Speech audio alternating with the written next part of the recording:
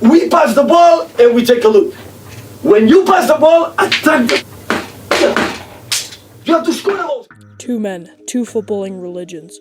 One argument that has raged in every pub, every group chat, and every comment section for over a decade.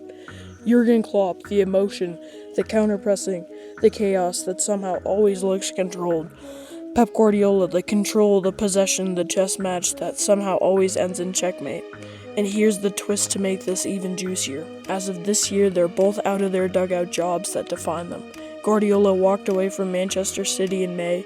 Klopp's been out of club management since 2024, and as of this week is reportedly closing in on the German national team job. So with both of their club chapters now closed, it's the perfect moment to ask the question properly: who is actually better? Guardiola has won trophies at an absolutely absurd rate across 3 different clubs in 3 different leagues in 3 different countries. At City alone, in just 10 years, Guardiola won 20 major trophies, more than the entire club has won in over a century of existence before he walked through the door. 6 Premier Leagues, a Champions League, domestic cups stacked on domestic cups. He didn't just win at City, he turned City into a dynasty from scratch. Klopp, for context, won 14 trophies across Mainz, Dortmund, and Liverpool combined, including 2 Bundesliga titles, a Champions League, and a Premier League. Genuinely excellent, Hall of Fame numbers on their own. But side by side, it's not close. Pep round 1. Trophies are one thing, but let's talk about consistency, game after game, season after season. Across his managerial career, Guardiola sits at a roughly 71% win rate. Let that sink in. Out of every 10 games Pep Guardiola has ever managed, he's won about 7 of them. Not in a good season, across an entire career spanning 3 leagues and over 1,000 matches. Klopp's numbers are still elite by any normal standard, around 62% in league games history during his Liverpool spell, the best of any Liverpool manager in the club's history. But that gap, 71 versus 62 over 1,000 plus games, is enormous. That's not a hot streak, that's an entire career of sustained dominance most managers in the sport's history simply never touch. Now here's the part Klopp fans always bring up, the head-to-head. And fair play, it's genuinely one of the great rivalries in football history. 30 meetings across Germany and England, from Dortmund vs Bayern all the way through to Liverpool vs Man City, title run-ins. Klopp famously had the edge at Anfield specifically. Guardiola went years without winning there. So yes, give Klopp this one. Man-to-man on a given match day, Klopp made Guardiola sweat more than almost anyone else in the world. This is the round that actually matters for legacy, and it's the one people underrate. Guardiola didn't just win football matches, he changed how the sport is played at every level below him.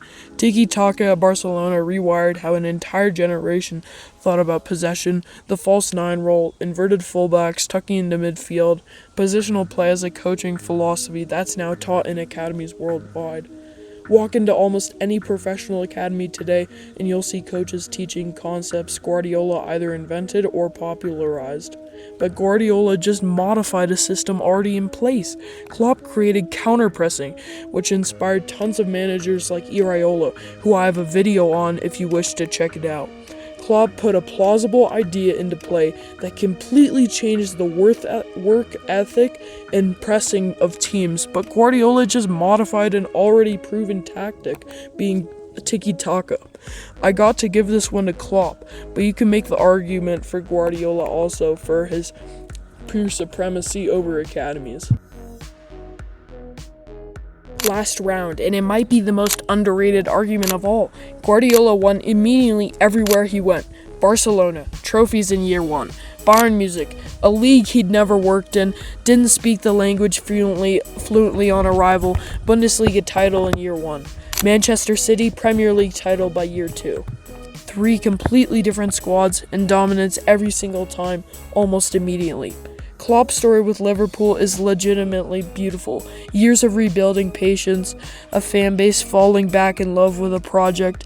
That patience paid off massively, but it took patience. Multiple seasons before the trophies started arriving in England. Guardiola simply doesn't need the adjustment period other elite managers do. That's not luck. That's a manager whose system is so refined it transplants into any environment and still wins.